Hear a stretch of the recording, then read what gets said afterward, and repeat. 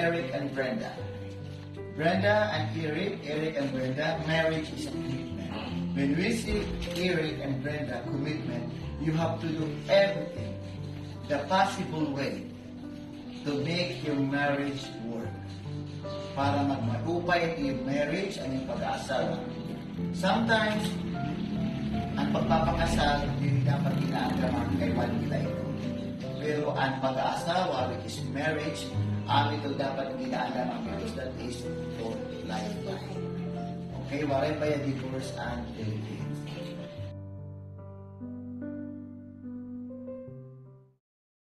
We must ask to stand up Brenda and Eric. Brenda and Eric, since you've been all sama kang together, there is no secret formula for a marriage. There is not such thing as a perfect marriage. Ada ito yung maduha to discover kung ano ang ma-work na iyo. Ang among formula na kung why may not be working for you. Waray manggugulang kung waray mabitaw. Okay? Salit may forever, kaya dapat waray good may mabitaw. There are times na may problema kita. Natural na ito. At importante, walang susuko. Kung may problema ka, Brenda, bibili ka lang ino sisi. Kaya yun yung matanan ayaw. May adamang good ito pag-ibaw. Waray problema, no waray solusyon.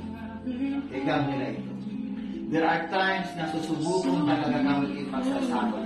Pero you should have to keep your faith and strong.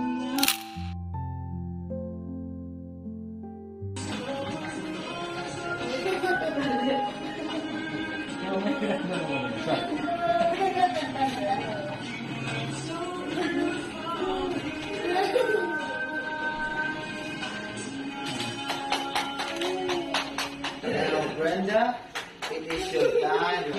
3, 4, 5.